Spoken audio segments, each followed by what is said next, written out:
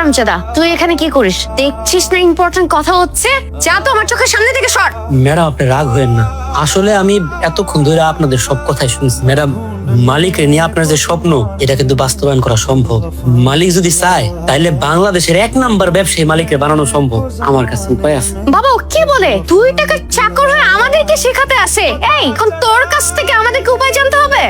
মা, তুমি শান্ত হও না। ও কি বলতে চাই বলুক না।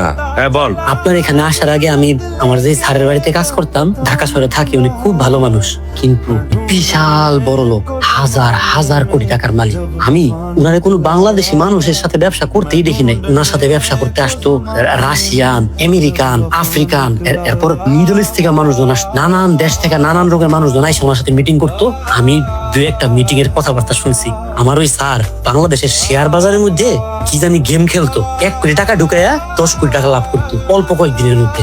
ও বুঝছি, ও শেয়ার বাজার, হ্যাঁ, ইনভেস্টমেন্ট। কিন্তু আমার তার ওইসব সম্ভব না। ওই সমস্ত লোকজন তো আমি চিনি না। আমি থাকতে আপনি এটা টেনশন করতেছেন? আমি কাজের মানুষ, একটা ছোট মানুষ, ঠিক আছে? আমার ওই স্যার অনেক আদর করতো, অনেক স্নেহ করতো। আপনি বললে আপনার হয়ে আমি ওনার সাথে কথা বলবো। আমি নিশ্চিত উনি আমার কথা ফালাইতে পারবো।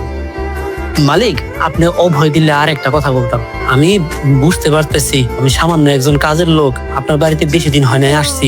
আমি হুট করে আইসা এসব শেয়ার বাজারের কথাবার্তা আপনাকে বলতেছি, এটা একটু সন্দেহজনক লাগাটা স্বাভাবিক। কিন্তু সত্যি কইতে কি, আপনার বাড়িতে আপনি আমার থাকতে দিচ্ছেন, আমার যে কত বড় একটা উপকার আপনি করছেন। আমার খুব ইচ্ছা কোনোভাবে আপনার একটা সাহায্য করে আমি যদি আমার কৃতজ্ঞতা একটু প্রকাশ করতাম পারি। আপনি আমার সুযোগটা দেন, আমি আমার স্যার লগে আপনার বয়ে দেই, আপনি একটু কথাবার্তা করে দেখেন। যদি আপনার পছন্দ না হয় তাহলে দরকার নাই আগানো। আচ্ছা ঠিক আছে, তাহলে দেখ কথাবার্তা বল, আমি একটু ভাবনা চিন্তা করি। ঠিক আছে, তাইলে আমি কথা বলে জানাইতাছি। হ্যাঁ যা।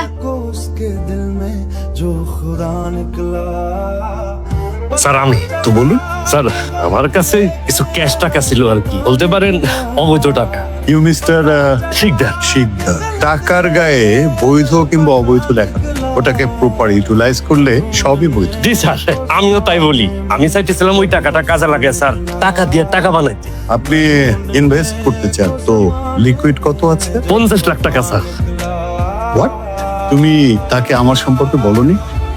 50 লাখ টাকা দিয়ে আমার সাথে বিজনেস ডিল করবে? তুমি এই ডিলের জন্য আমাকে ঢাকা থেকে টেনে নিয়ে আসছো? So sorry. Anyway mister Sikdar, আপনার কাছে যে খুচরো 50 লাখ টাকা আছে, ওটা দিয়ে আপনি এক কাজ করুন, আপনার এলাকায় কয়েকটা মুদি দোকান দেন, ওখানে বেশ লাভ হবে। তবে হ্যাঁ, আমার সাথে যদি বিজনেস ডিল করতে হয় তাহলে অন্তত 100 কোটি টাকা লাগবে। 100 কোটি টাকা?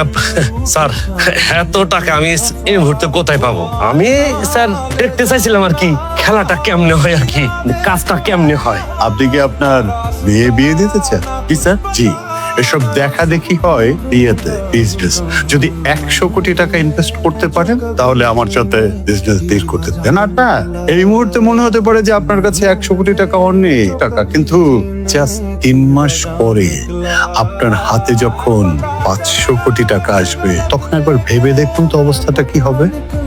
ঠিক আছে, দেখা হবে। আঙ্কেল একটু ওয়েট। আপা, লোকটাকে দেখে আমার জেনুইন মনে হইতেছে, আর এত বড় সুযোগকে হাতছাড়া করে রাজি হয়ে যাও। এত টাকা কোথায় পাবো? 100 কোটি টাকা? আমাদের যত জমি আছে, ফ্যাক্টরি আছে, সবকিছু সেল করে দেয়। এগুলোর কোনো ভ্যালু নাই গ্রামে।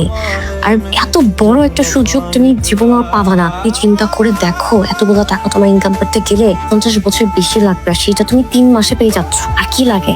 স্যার আমি রাজি আছি স্যার, আমি টাকা পয়সা যাই জোগাড় করতেছি স্যার, আপনি আগে আসেন। That's the spirit. Best of luck. আসসালামু আলাইকুম স্যার। শিকার টোপ গিলেছে, এইবার খেলা হবে।